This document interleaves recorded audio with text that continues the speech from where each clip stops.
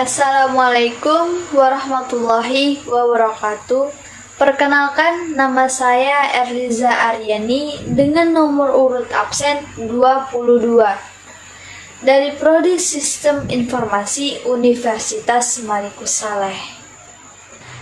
Pada video kali ini, saya akan membahas atau memaparkan mengenai materi dari pertemuan pertama hingga pertemuan ke-6 yang terdapat pada mata kuliah Proyek Pengembangan Sistem Informasi. Langsung saja kita masuk pada pertemuan pertama. Di pertemuan pertama sendiri membahas mengenai Introduction of PMBOK dan Project Life Cycle atau PLC, di mana PMBOK merupakan kepanjangan dari Project Management Body of Knowledge, di mana PMBOK ini sebagai sebuah standar yang dikenal untuk profesi Project Manager. Dokumen formal yang menguraikan norma-norma yang dibentuk, metode-metode, proses-proses, dan praktek-praktek sebagaimana dengan profesi-profesi lain seperti hukum, pengobatan, dan akuntansi.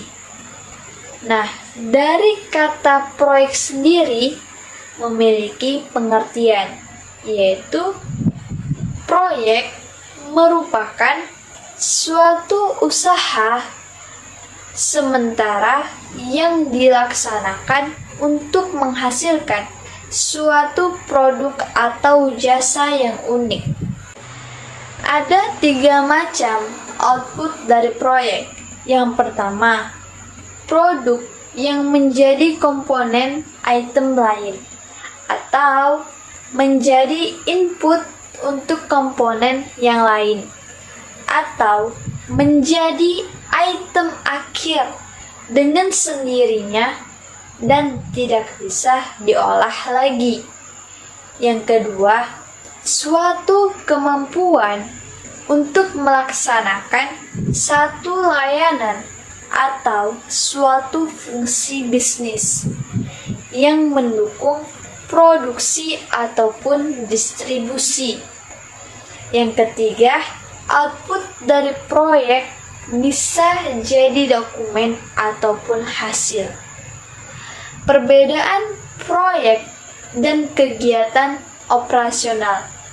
Kedua hal ini memiliki perbedaan, di mana proyek bersifat unik atau spesifik, memiliki batasan awal dan juga batasan akhir. Proyek membawa hasil perubahan, sedangkan kegiatan operasional bersifat rutin, kontinu atau berkelanjutan, dan kegiatan operasional memiliki misi yang berkesinambungan. Manajemen proyek merupakan aplikasi atau implementasi dari pengetahuan, keterampilan, perangkat, dan teknik pada suatu aktivitas proyek untuk memenuhi kebutuhan atau tujuan dari suatu proyek itu sendiri. Ada 3 faktor pembatas dalam manajemen proyek, yaitu yang pertama ada scope atau ruang lingkup, yaitu adalah batasan-batasan yang ada pada proyek. Sejauh mana batasan-batasan atau ruang lingkup suatu proyek. Yang kedua, ada time. Adalah salah satu komponen yang menjadi target utama dalam sebuah proyek. Pada intinya, faktor waktu ini bagaimana kita menentukan lamanya waktu yang diperlukan untuk menyelesaikan sebuah proyek atau suatu proyek. Dan yang ketiga adalah cost atau biaya, yaitu salah satu faktor atau komponen utama proyek, di mana faktor ini dapat menentukan seberapa besar biaya yang akan dikeluarkan untuk sebuah proyek. Manajer proyek adalah seorang yang ditunjuk atau ditetapkan untuk bertanggung jawab terhadap kegiatan keseharian atau day to day pengelolaan proyek untuk kepentingan organisasi. Peran dari seorang manajer itu sendiri menurut buku PMBOK atau Project Manager Body of Knowledge, yaitu yang pertama harus memiliki pengetahuan mengenai project management. Yang kedua, aplikasi mengenai knowledge, area, standarisasi yang digunakan seperti apa, dan regulasi atau aturan project management yang digunakan seperti apa. Yang ketiga, paham akan lingkungan proyek serta memiliki pengetahuan, skill, kemampuan tentang manajemen umum, dan memiliki interpersonal skill yang bagus.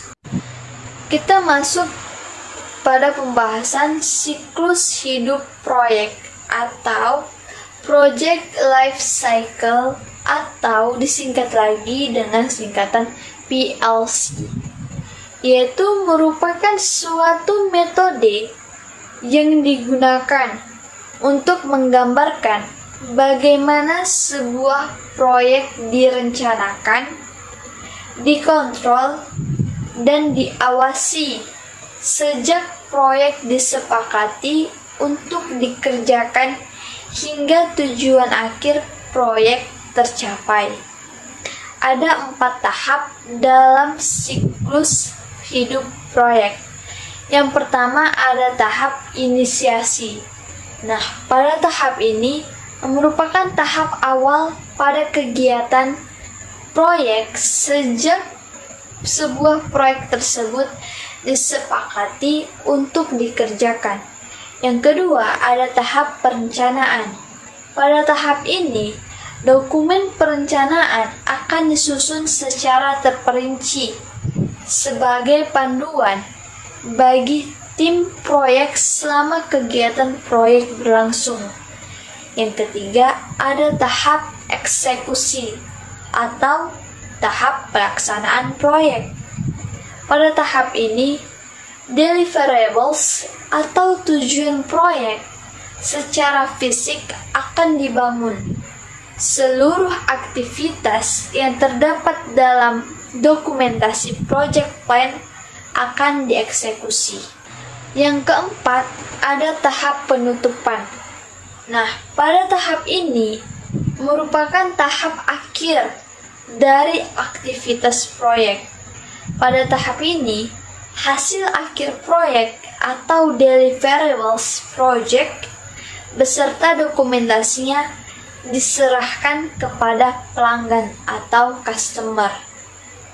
Ada pula karakteristik dari struktur life cycle secara umum, yaitu yang pertama tingkatan-tingkatan susunan kepegawaian dan harga yang rendah pada saat mencapai puncak ketika pekerjaan dilaksanakan, dan turun dengan cepat ketika pekerjaan dilaksanakan, dan turun dengan cepat ketika proyek berakhir.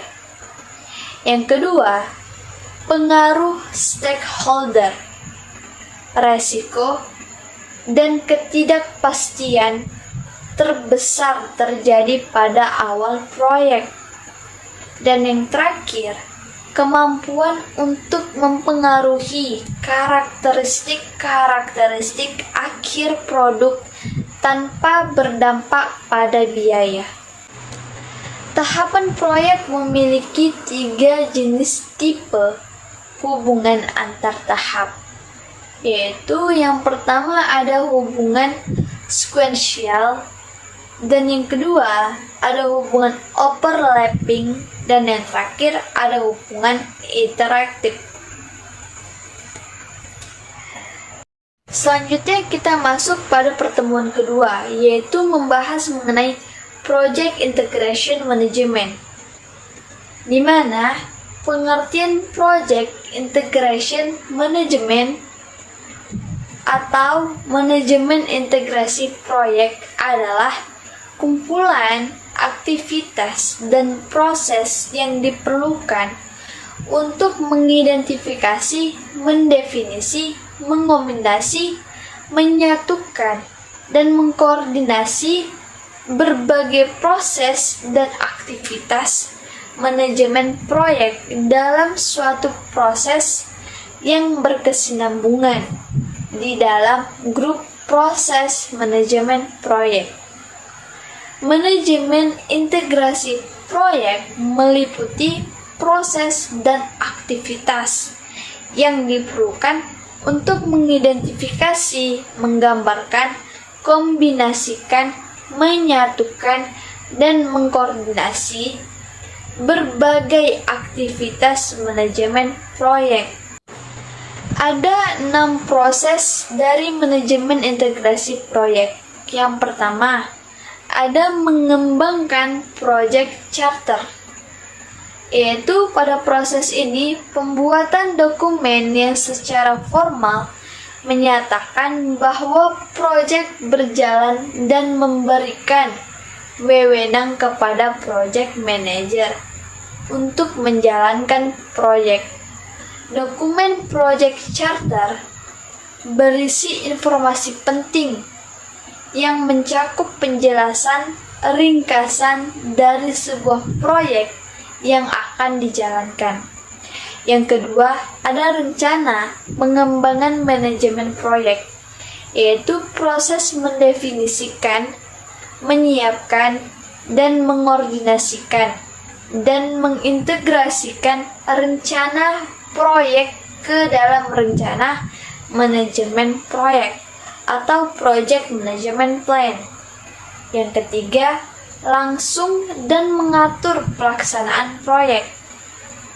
Proses memimpin atau leading dan menjalankan atau performing seluruh rencana yang sudah dibuat di dalam project management plan dan melaksanakan perubahan yang diperlukan untuk mencapai tujuan proyek. Yang keempat, ada pengawasan dan kendali kerja proyek, di mana proses pelacakan atau tracking, meninjau atau reviewing, dan pelaporan atau reporting kemajuan proyek terhadap kinerja yang ditetapkan dalam rencana manajemen proyek. Yang kelima, ada melaksanakan kontrol perubahan yang terintegrasi, yaitu proses review semua change request, menyetujui change request, dan mengelola change request terhadap rencana manajemen proyek. Dan yang terakhir, ada menutup proyek atau tahapan, yaitu proses finalisasi semua aktivitas proyek untuk mendapatkan formal acceptance bahwa proyek telah selesai. Ada 4 aktivitas tim manajemen proyek, yaitu yang pertama, memahami bagaimana cara mengambil informasi dan merubahnya ke dalam suatu rencana proyek. Yang kedua, mengukur dan memonitor seluruh aspek kemajuan proyek dan mengambil tindakan yang sesuai untuk menemukan sasaran proyek.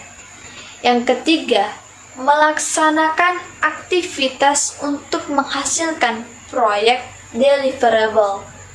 Dan yang terakhir, menganalisa dan memahami cakupan.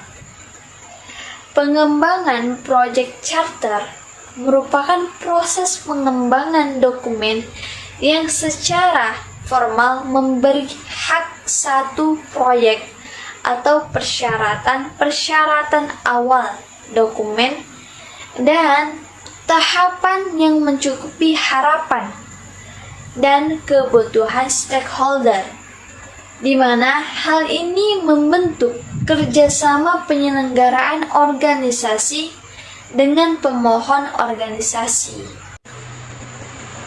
Rangkuman jadwal dalam pengembangan proyek charter merupakan hal yang penting karena di jadwal tersebut merupakan jadwal dari awal hingga akhir dari proyek tersebut. Total anggaran yang akan dikeluarkan dalam pengembangan proyek tidak boleh dengan cara menerka-nerka atau dengan cara menebak-nebak, karena total anggaran yang dikeluarkan itu harus dirinci terlebih dahulu. Project manager akan ditunjuk oleh stakeholder pada awal pelaksanaan proyek tahap inisiasi.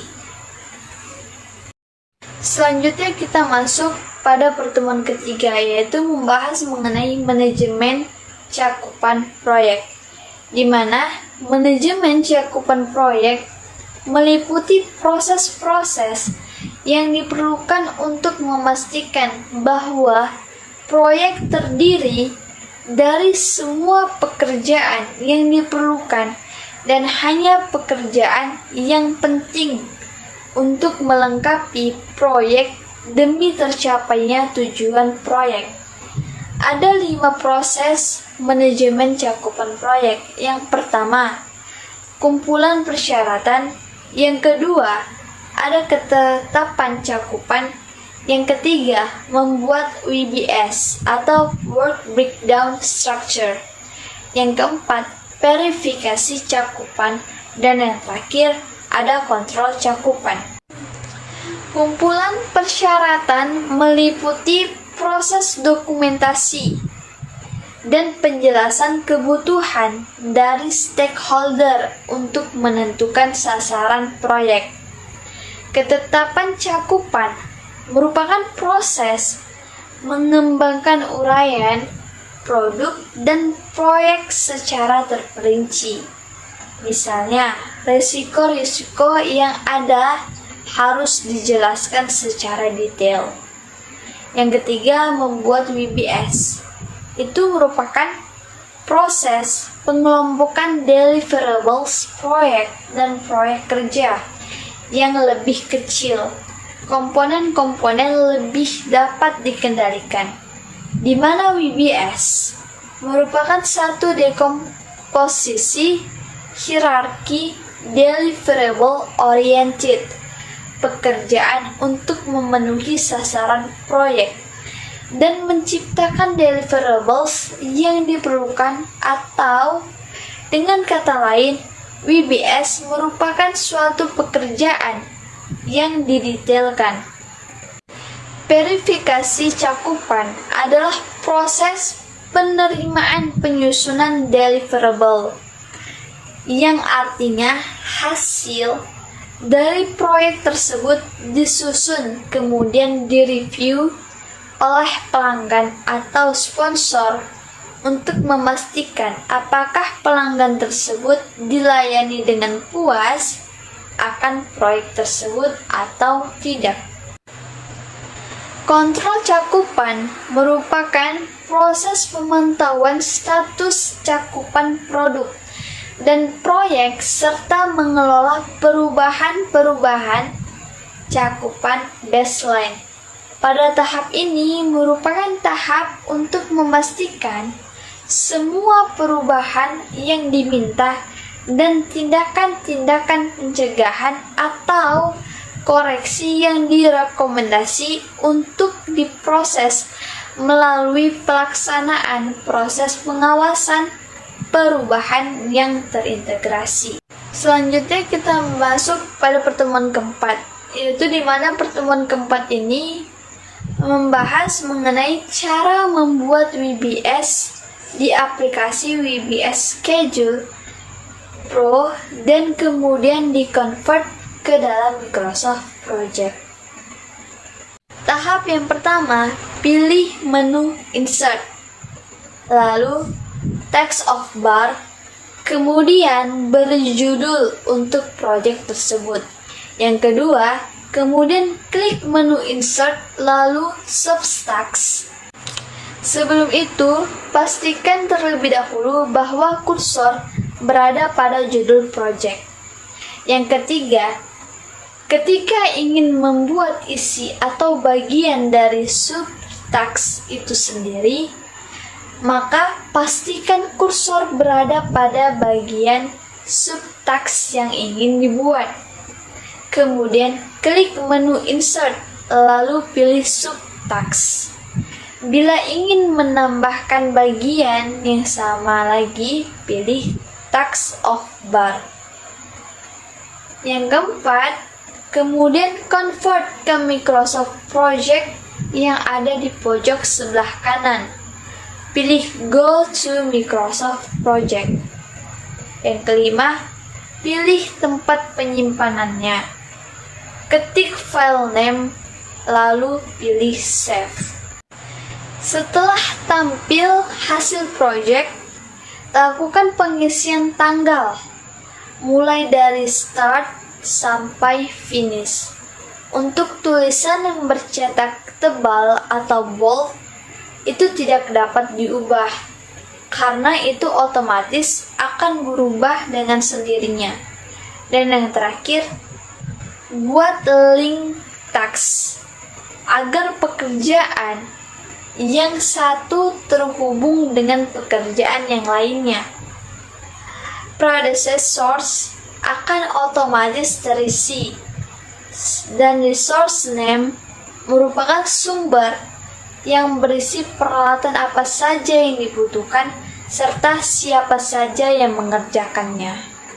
Selanjutnya kita masuk pada pertemuan kelima, di mana pertemuan kelima ini membahas mengenai manajemen waktu proyek.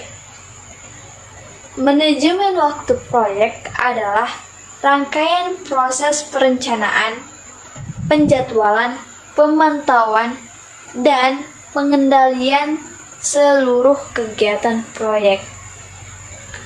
Manajemen waktu proyek meliputi proses-proses yang diperlukan untuk mengatur penyelesaian proyek dengan tepat waktu. Hal ini berguna agar waktunya tepat dan sesuai dengan budget. Ada 6 proses pada manajemen waktu proyek. Yang pertama, ada gambaran aktivitas. Yang kedua, urutan aktivitas. Yang ketiga, perkiraan sumber daya aktivitas. Keempat, perkiraan jangka waktu aktivitas. Yang kelima, jadwal pengembangan. Dan yang terakhir, ada kendali jadwal. Pada gambaran aktivitas, guna untuk mengidentifikasi tindakan-tindakan spesifik yang dilakukan untuk menghasilkan deliverables. Pada urutan aktivitas, guna untuk mengidentifikasi hubungan-hubungan dokumen di antara aktivitas proyek dapat digunakan menggunakan perangkat lunak manajemen proyek atau dapat dilakukan pula secara manual. Perkiraan sumber daya aktivitas merupakan proses perkiraan jumlah dan jenis material, orang-orang, peralatan, atau persediaan yang diperlukan untuk melaksanakan masing-masing aktivitas. Pekerjaan jangka waktu aktivitas adalah proses memperkirakan banyaknya periode-periode pekerjaan yang diperlukan untuk melengkapi aktivitas individu dengan sumber daya yang diperkirakan. Perkiraan ini menggunakan informasi pada cakupan aktivitas dari pekerjaan, tipe sumber daya yang diperlukan untuk melengkapi aktivitas individu dengan sumber daya yang diperlukan, memperkirakan jumlah sumber daya dan jadwal penggunaan sumber daya. Dan yang terakhir ada jadwal pengembangan, yaitu proses urutan-urutan aktivitas penelitian jangka waktu, persyaratan-persyaratan sumber daya, dan batasan-batasan jadwal untuk menciptakan jadwal proyek. Sedangkan kendali jadwal merupakan proses pemantauan status proyek untuk kemajuan proyek dan mengatur perubahan-perubahan untuk jadwal baseline. Selanjutnya kita masuk pada pembahasan pertemuan ke-6, yaitu membahas mengenai manajemen biaya proyek. Project Cost Management atau manajemen biaya proyek adalah metode yang menggunakan teknologi untuk mengukur biaya dan produktivitas melalui siklus hidup penuh proyek tingkat perusahaan. Project Cost Management meliputi beberapa fungsi khusus manajemen proyek yang mencakup kontrol pekerjaan, memperkirakan pengumpulan data lapangan, penjadwalan, akuntansi, dan juga desain. Manajemen biaya proyek meliputi proses-proses yang diterbitkan dalam memperkirakan penganggaran dan pengontrolan biaya sedemikian rupa sehingga proyek dapat diselesaikan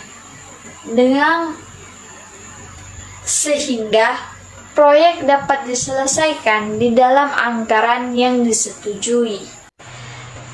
Ada pula proses-proses pada manajemen biaya proyek, yaitu ada 3 prosesnya.